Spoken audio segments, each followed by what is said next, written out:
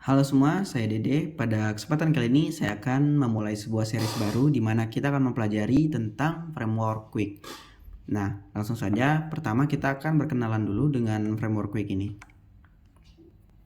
Nah, jadi apa itu Qwik? Nah, Qwik adalah framework full stack JavaScript untuk membangun web dan API. Nah, jadi dengan menggunakan Qwik ini, kita bisa membangun front end dan back end dalam satu ekosistem yang sama. Kurang lebih sama seperti Next.js dan Nuxt untuk Vue.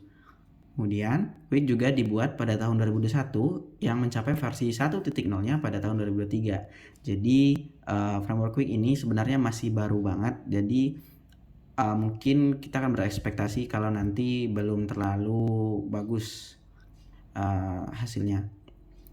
Kemudian Qwik adalah framework yang open source, jadi kita bisa berkontribusi dalam melakukan improvement untuk framework ini di official GitHub mereka. Kemudian Qwik ini menggunakan rendering yang berbeda dengan framework JavaScript lainnya. Jadi misalnya Next.js, Vue, Svelte, dan lainnya itu menggunakan metode yang namanya hydration.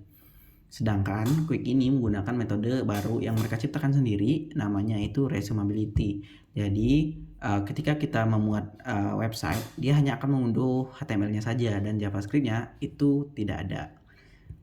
Nah, nanti JavaScript-nya akan di-load ketika kita berinteraksi dengan komponen-komponen yang ada di website.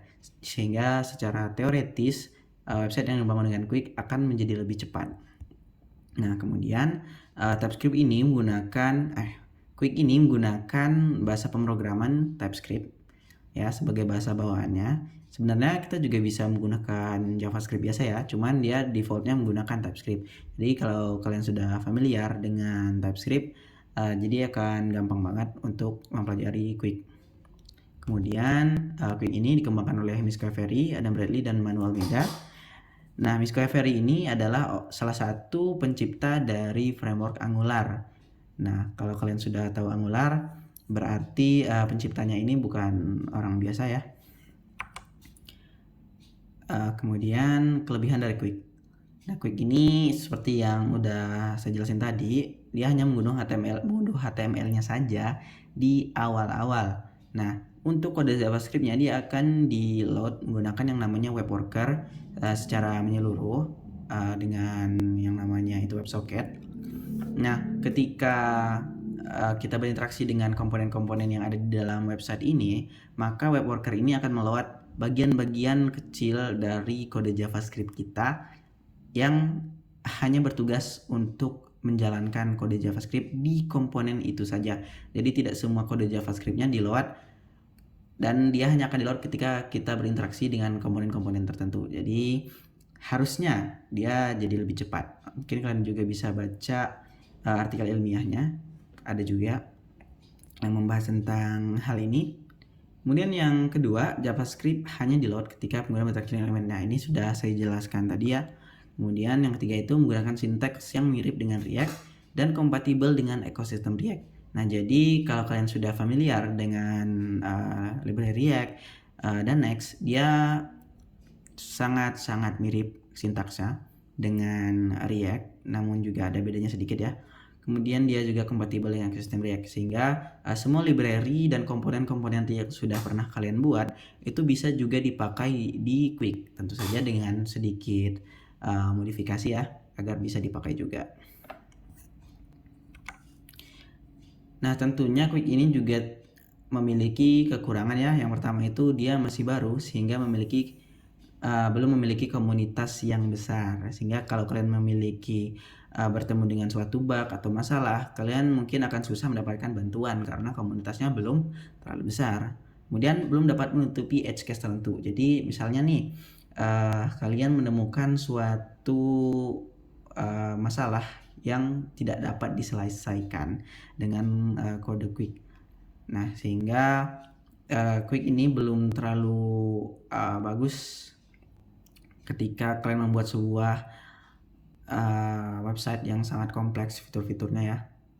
Kemudian masih perlu dikembangkan lebih jauh agar dapat menyaingi popularitas framework lainnya, seperti React yang sudah sangat besar sekali dan dukungannya juga sangat luas. Nah, jadi seiring berjalannya waktu harusnya Qwik ini juga terus berkembang, karena terbilang Qwik ini masih baru banget, baru 1 tahun dia mencapai versi stabilnya yaitu 1.0. Nah, untuk series kali ini kita akan membuat sebuah website e-commerce dengan menggunakan Qwik. Nah, sebelum memulai tutorial series ini, syarat-syarat yang harus kita penuhi yang pertama adalah memahami dasar-dasar JavaScript, memahami dasar-dasar HTML dan CSS, memahami TypeScript itu opsional. Kita juga bisa mempelajari TypeScript-nya seiring berjalannya tutorial. Kemudian memahami Git ini juga opsional ya, tidak wajib.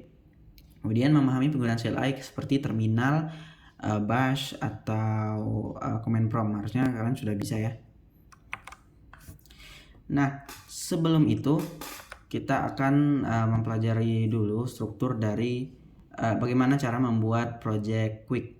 Di sini saya sudah menyiapkan sebuah terminal di Windows.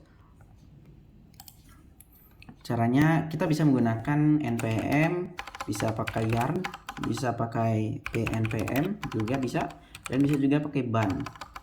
Nah, untuk kali ini kita akan menggunakan npm saja ya. npm create Qwik add latest. Ini adalah kode atau komen untuk membuat project Qwik baru. Kita enter saja.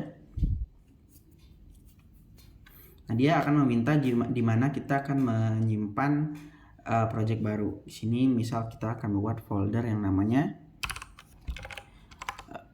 e-commerce. Kemudian ada 3 jenis starter yaitu empty app, library, dan playground. Di sini kita akan menggunakan empty app. Enter saja. Kemudian would you like to install npm dependencies? Enter. Ini slash new git repository. Kita tidak akan menggunakan git atau untuk sekarang. Jadi kita no aja dulu. Kemudian finish the install, wanna create job. Nah, di sini kita ditanya nih mau dengar job atau enggak nih. Kita enter aja. Nah, itu. Dan selesai. Kita langsung saja cd e-commerce, enter, code, titik, dan dia akan membuka VS Code. Nah, jadi untuk project Qwik dia tampilannya seperti ini ya. Kalian juga bisa membaca dokumentasi dari Qwik ini di website resminya. Di website resminya yaitu qwik.dev. Nah, di sini kalian bisa lihat ekosistemnya ada apa saja, yaitu seperti AWS, Azure, Cloudflare, dan lainnya. Dia juga support Deno dan Ban. Kalian juga bisa membaca dokumentasinya. Untuk dokumentasinya sendiri itu sangat mudah dipahami ya. Dan seiring berjalannya tutorial ini kita akan sering membuka dokumentasinya untuk memahami lebih dalam bagaimana mengimplementasikan fitur-fitur dari Qwik kali ini. Nah, untuk video selanjutnya kita akan mempelajari tentang project structure dari Qwik. Nah, stay tune untuk video selanjutnya. Terima kasih.